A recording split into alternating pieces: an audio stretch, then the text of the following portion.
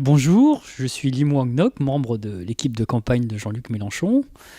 C'est la première des débriefs de la France Insoumise qui proposera après chaque émission télévisée de Jean-Luc de revenir sur des points sur lesquels les journalistes ont essayé de le chatouiller, sur lesquels il a répondu et sur lesquels nous pensons qu'il faut un petit peu étayer pour faire de la pédagogie auprès des citoyens et auprès de nos électeurs potentiels, parce que les journalistes, à chaque fois, font de la provocation. Or, c'est des questions très sérieuses sur lesquelles nous avons des réponses parfaitement sérieuses et crédibles pour mettre en place le programme de la France Insoumise. Pour cette première, nous allons revenir sur l'émission de Jean-Luc Mélenchon du 9 octobre sur LCI, RTL, Le Figaro. Et les journalistes lui ont posé des questions, notamment dans le domaine économique, sur lesquelles ils espéraient nous mettre à mal, mais vous allez voir que, en étayant nos réponses, nous sommes plus convaincants que les tenants de la pensée unique. Sur l'économie et sur la finance. Donc, on a parlé d'Alstom tout à l'heure. Vous avez dit qu'il faudrait nationaliser Alstom. C'est des mesures de secours d'urgence, là. Il y aura d'autres programmes de nationalisation. On a compris dans votre programme qu'il allait avoir une intervention de l'État plus importante, une dépense publique plus importante. Et ceux qui augmentent la dette, vous les avez vus dans le passé, ils s'appellent Sarkozy. Sur ce sujet, il faut arrêter d'effrayer les gens avec la dette. L'emprunt des uns, c'est l'épargne des autres. Et l'emprunt, c'est un des principaux moyens de financer les investissements des entreprises. D'ailleurs, si on prend le taux d'endettement privé, il excède bien plus qu'on ne le croit le taux d'endettement public. Le taux d'endettement privé, c'est 120% du PIB. Le taux d'endettement public, aujourd'hui, c'est 98% du PIB. Donc, vous voyez qu'il faut remettre les choses à leur place. Si aujourd'hui, les épargnants n'achetaient pas d'emprunts d'État qui servent aujourd'hui à financer des investissements publics, à financer la sécurité sociale, à financer les services publics, eh bien, l'économie serait plus en panne qu'elle ne l'est. Elle plongerait dans la récession alors qu'elle est déjà en déflation, c'est-à-dire qu'elle est déjà au ralenti si cette épargne n'était pas mobilisée pour atterrir dans l'économie réelle. Alors ensuite, personne aujourd'hui n'applique le pacte de stabilité. Les journalistes oublient de dire que le pacte de stabilité, c'est le fameux critère des 3%, mais c'est aussi le critère de 60% de taux d'endettement en proportion du PIB, 3% de déficit public et 60% de taux d'endettement. Or, aujourd'hui, tout le monde est au-dessus du taux des 60% d'endettement. Même l'Allemagne n'applique pas le pacte de stabilité. Elle a un taux d'endettement de 68% en ce moment. Et les autres sont largement au-dessus. Et tout le monde s'est arrangé avec cette affaire parce que tout le monde sait que sinon, la zone euro serait dans une situation encore pire qu'elle ne l'est à l'heure actuelle. Et la France elle-même, depuis 2008, ne respecte pas le pacte de stabilité, ne serait-ce que au cours du quinquennat Hollande, elle a obtenu l'autorisation d'être au-delà des 3%.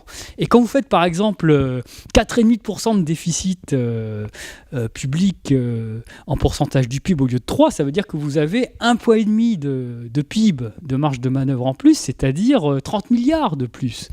Si vous faites 4% au lieu de 3, vous avez 20 milliards de plus. Alors certes, il y a eu de l'austérité.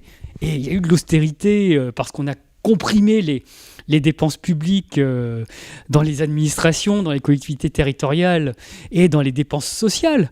Mais l'austérité n'a pas été pour tout le monde, car ce déficit budgétaire négocié auprès de Bruxelles a servi, par exemple, à financer les 20 milliards du CICE, du fameux pacte de compétitivité qui n'a pas servi à grand-chose, puisque ça a créé très peu d'emplois et ça atterrit dans les poches des dividendes des actionnaires.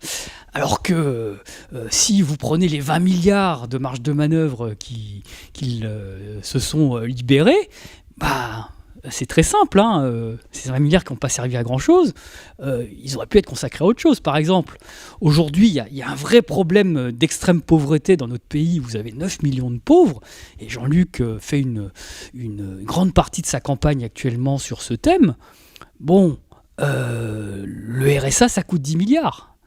Et donc, vous voyez que si on veut revaloriser substantiellement le RSA, si on veut le rapprocher du seuil de pauvreté qui est de 1 000 euros, vous pouvez utiliser 10 de ces 20 milliards pour le faire.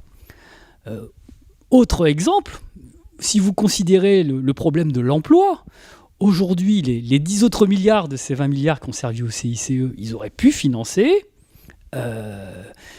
500 000 emplois à 2 000 euros, c'est-à-dire au salaire moyen, des vrais emplois stables, dans le secteur non marchand, dans l'économie sociale et solidaire, et dans les emplois publics, dans les services publics qui aujourd'hui fonctionnent très mal. Donc vous voyez, c'est des exemples qui vous montrent que même à moyen constant, on aurait pu faire autrement. Alors évidemment, nous on propose de faire beaucoup plus, et on se rend compte aujourd'hui que la France peut s'endetter pour faire plus à des taux très bas. Ce que ne disent pas les journalistes, c'est que les taux à court terme aujourd'hui sur les emprunts d'État sont négatifs et les taux à long terme sont égaux à 0. Donc on s'endette quasiment gratuitement aujourd'hui pour financer la politique publique. Le seul truc qui nous l'interdit, ce sont les traités qui nous imposent de converger vers les fameux 3% et 60%, ce que personne n'arrive à faire.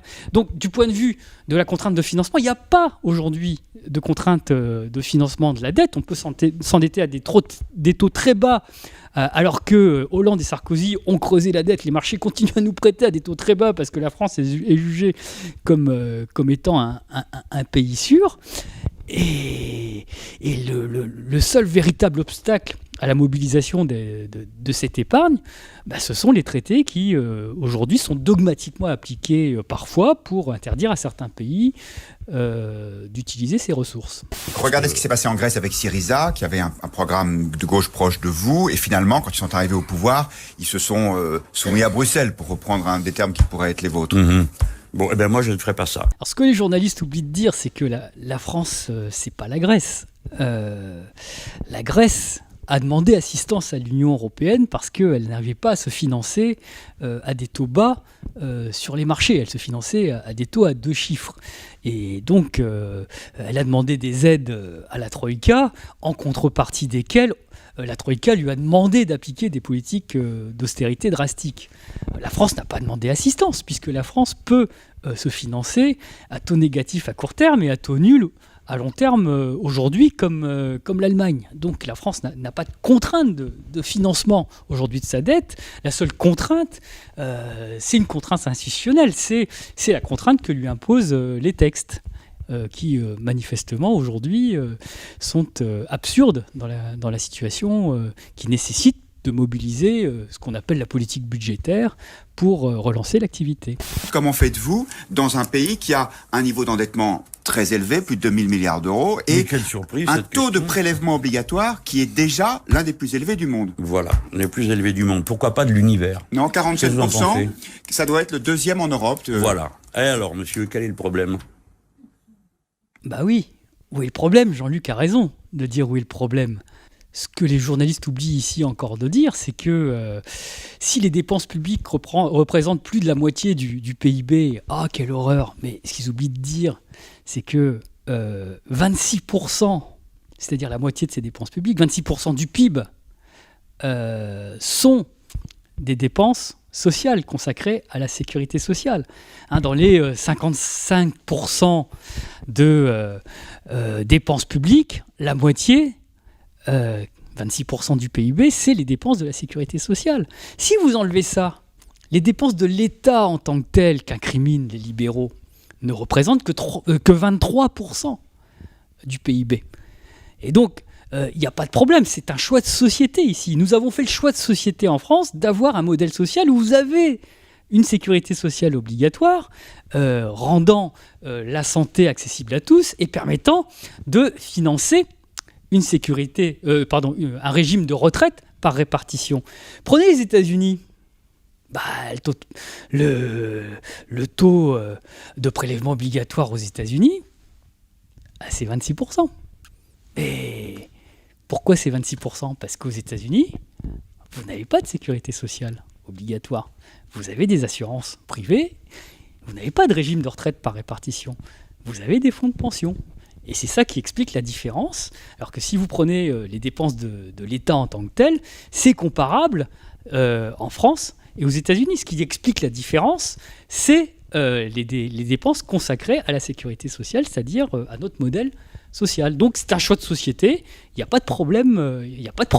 Ma question était simple, augmentez-vous ou non les impôts, et si oui, dans quelle proportion? Premièrement, en ce qui concerne les impôts, je n'ai pas l'intention de supprimer l'impôt sur la fortune, comme tous les candidats de droite, et je n'ai pas l'intention de réduire le nombre de tranches. Le contraire, on va les augmenter. C'est-à-dire que tout le monde paiera un impôt dans ce pays, si léger soit-il, mais tout le monde le paiera, d'un bout à l'autre de la chaîne, et je crée 14 tranches. Même Pourquoi ? ceux qui reçoivent peu.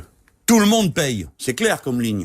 Alors, Jean-Luc a une réponse juste, mais trop courte, parce que dans le direct, les questions fiscales sont trop complexes pour qu'on puisse développer en 2 minutes ce qu'on propose. Alors déjà, est-ce qu'on va faire payer des gens qui ne sont pas imposables ? Mais ce que disent pas les journalistes, c'est que les classes modestes payent l'impôt. Elles payent la CSG, qui est un impôt sur le revenu. Le taux de la CSG, c'est 7,5 et le CRDS, c'est 0,5. Donc, tout le monde aujourd'hui paye un quasi-impôt sur le revenu de 8%. Alors, si vous considérez ensuite que les 10% les plus modestes, qui, comme les autres, payent la TVA, on oublie de dire que la TVA, c'est un impôt. C'est même l'impôt qui rapporte le plus, puisqu'il rapporte 51% des recettes fiscales. Et ça, tout le monde le paye. Et surtout les pauvres qui consacrent les 10% les plus modestes, 8% de leurs revenus au paiement de la TVA. Alors que les 10% les plus riches ne consacrent que 3% de leurs revenus au paiement de la TVA. Parce que plus on est riche, plus la part du revenu consacré à la consommation est faible, parce que la part du revenu qui est épargné et placé sur les marchés est forte. Donc c'est ça qui explique que la TVA est un impôt carrément injuste, carrément dégressif, parce que plus on est riche, moins on le paye. Donc tout ça pour dire qu'en réalité, si on prend les classes modestes, si on considère qu'elles payent 8% de CSG, CRDS, et qu'elles consacrent 8% de leurs revenus au paiement de la TVA, le vrai taux d'impôt sur le revenu de ces classes modestes, 8 et 8, ça fait 16%. Et on pourrait ajouter d'autres impôts indirects et d'autres impôts locaux. Bon, voilà. Et alors, 16% à comparer au taux de la première tranche d'imposition de l'impôt sur le revenu, qui est aujourd'hui de 14%.